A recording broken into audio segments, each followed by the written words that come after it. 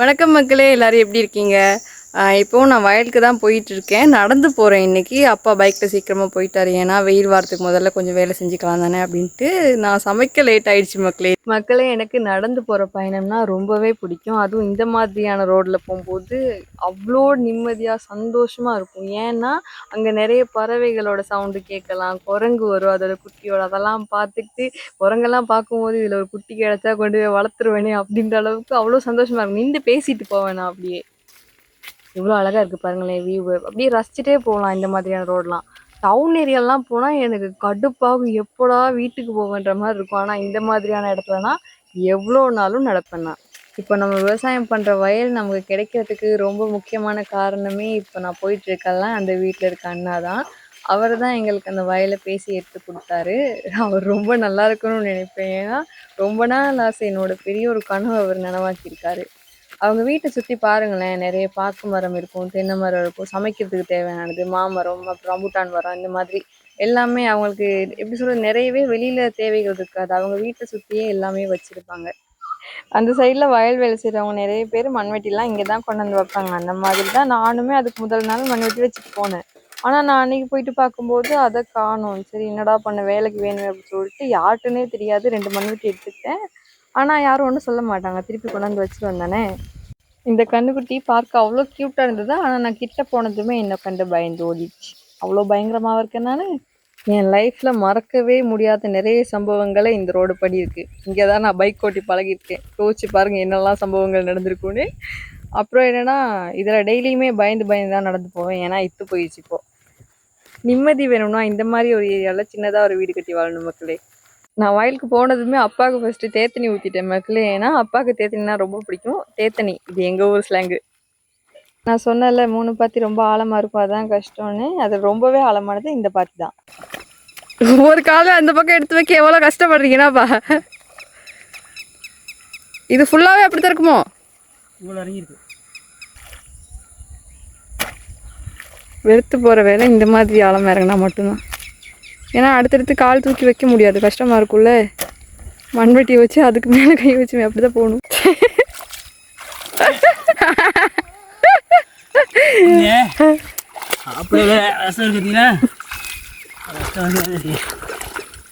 நானே எடுத்துகிட்டு வந்திருப்பேன் அன்னைக்கு. தேத்தனி அங்கே எடுத்துகிட்டு வந்துச்சு.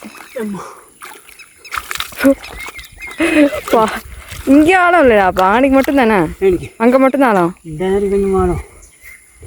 ஆ ஆமாம், அப்படியே தான் தண்ணி எடுத்துகிட்டு வரேன். தண்ணி கொஞ்சம் இருக்குங்க, தண்ணி கொஞ்சம் எடுத்து. எனக்கு சொல்கிற வேலையெல்லாம் தம்பி பாஞ்சிட்டு போயிடுவார் செய்ய. அதுக்கு தான் கேட்டால் பண்டிதா அவருக்கு எல்லாம் தெரியும், எனக்கு தான் அப்படின்னு இறக்கிடுவார். டிரான் பண்டித வெண்டைப்பா டிரான் முடுக்கரா. அது என்ன தமிழ் சிங்களம் கலந்து, அப்படியே இங்கிலீஷ் ஒரு வார்த்தையும் சேர்த்துக்க. இப்படியே வரேன் அங்கிட்டு வரையா.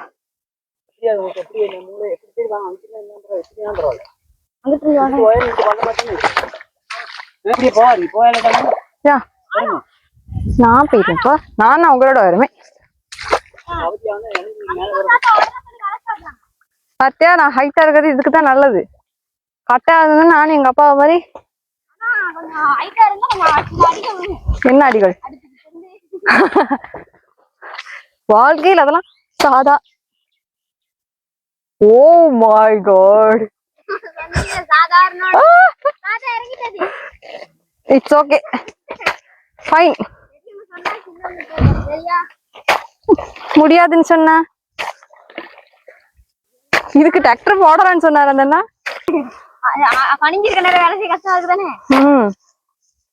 இப்ப நல்லா சின்ன அப்பா பாவமே, நம்ம தான் அப்பா விட ஹைட்டா இருக்கமே தான் அந்த இடத்துல நான் வேலை செய்யலான்னு போனேன். ஆனா எனக்கும் அதே நிலைமை தான். அப்போவே எங்க அப்பா வேணான்னு சொன்னிச்சு, நான் தான் கேட்கல. இது தெரிஞ்சிருந்தா ஷார்ட்ஸா போட்டுட்டே வந்திருப்பேனே. இந்த இடம் நான் அங்க இறங்கி பார்க்கும்போது ஆழம் இறங்கலையா, நினைச்சா அவ்வளோ இறங்காது போலன்னு தான்.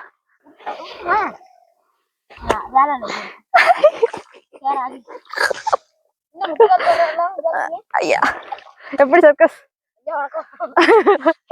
ஐயா வணக்கம், என் பேரு முத்தா.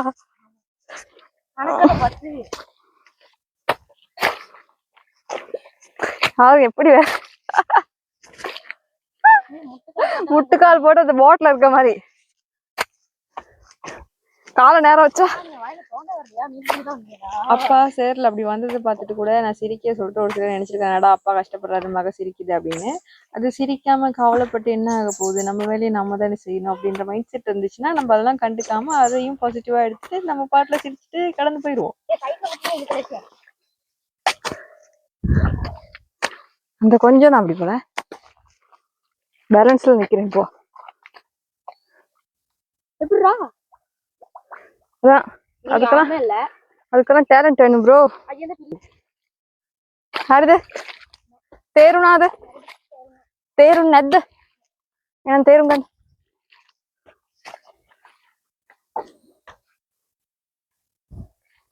புள்ள பூச்சியெல்லாம் இருக்குடா. புள்ள பூச்சினா உனக்கு தெரியாதுண்ணா. வயல்ல நிறைய பூச்சி வகைகள் இருக்கு மக்கள். எனக்கு என்னென்ன பேருன்னெல்லாம் தெரியாது. வேலை செய்யும் போது அப்படி மாதிரி பார்த்துக்கிட்டே வேலை செய்வோம். அந்த பக்கம் போக மாட்டேன். அந்த பக்கம் அந்த அந்த துண்டு மேல கோவச்சுக்கிட்டேன். அதனால நான் அங்கிட்டு போக மாட்டேன். நான் இனிமே அங்கிட்டு வரமாட்டேன். தாக்கிச்சுன்னு தைரியமா போனேன். நம்ம தான் 5.6 இறங்க மாட்டோம் அப்படின்ட்டு இவ்வளவுக்கு இறங்கிச்சு.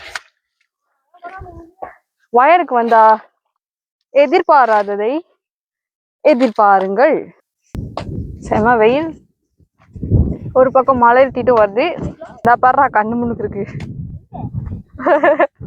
வெயில் அதிகமா இல்லை அப்படின்னா எங்களுக்கு இதெல்லாம் பெரிய வேலையே இல்லை மக்களே. டக்குன்னு வயல் கொத்தி முடிச்சிருவோம். ஆனா அதே வெயில் அதிகமாயிருச்சு அப்படின்னா எங்களோட பேட்டரி லோ ஆகிரும், நாங்களுமே ஸ்லோ ஆகிருவோம்.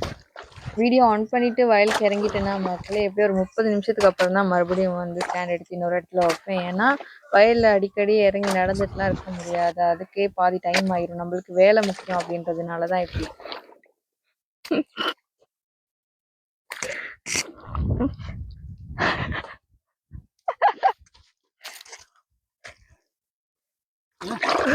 ஊதுட்டேன்.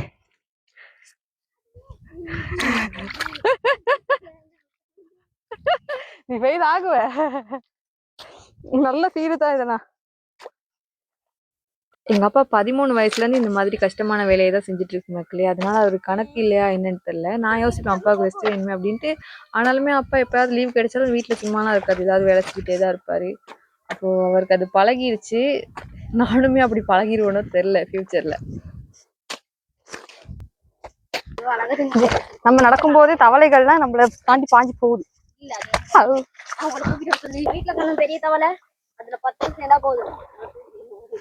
என்ன அவ்வளோ வீக்குன்னு நினைச்சிட்டு இருக்கல.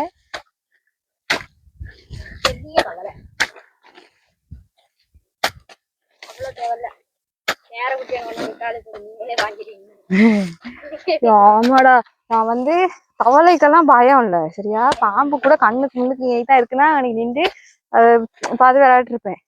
ஆனா தேரைய கண்டனும் கத்தத வைக்கிறேன். ஏன்னா அதுக்கு பயம், அது பாஞ்சி வர்றதை பார்த்தா பயமா இருக்கும். மேல வந்துமே அது நம்ம மேலே பாயிற மாதிரிதான் வரும், அதனால பயம். அதுக்கு மட்டும்தான் நான் பயமே தவிர மொத்த உயிரினங்களுக்கு அதெல்லாம் நான் பார்க்கவே இல்லைன்னு ஒழுங்கா நேரில். சின்ன பிள்ளை பார்த்தது நரி.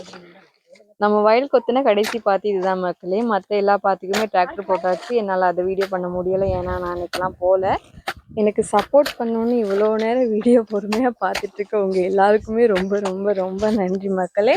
எப்போவுமே சப்போர்ட் பண்ணணும்னு நினைக்கிறீங்களா இருந்தால் என்னோடய வீடியோ உங்களுக்கு பிடிச்சிருக்கு அப்படின்னா இதை விட பெட்டராக நான் எதுனா ட்ரை பண்ணுவேன் அப்படின்னு ஏதோ ஒரு நம்பிக்கை இருந்துச்சுன்னா எஸ்டேட் பண்ணி யூடியூப் சேனலை சப்ஸ்கிரைப் பண்ணி லைக் பண்ணி உங்களோட ஃப்ரெண்ட்ஸுக்கும் ஷேர் பண்ணி உங்களோட கருத்துக்களை கண்டிப்பாக கமெண்ட் பண்ணுங்கள் மக்களே. இன்றைக்கி வீடியோ அவ்வளோதான் மக்களே. நானும் போயிட்டு வரேன். எல்லோரும் கவனமாயிருங்க. டாடா.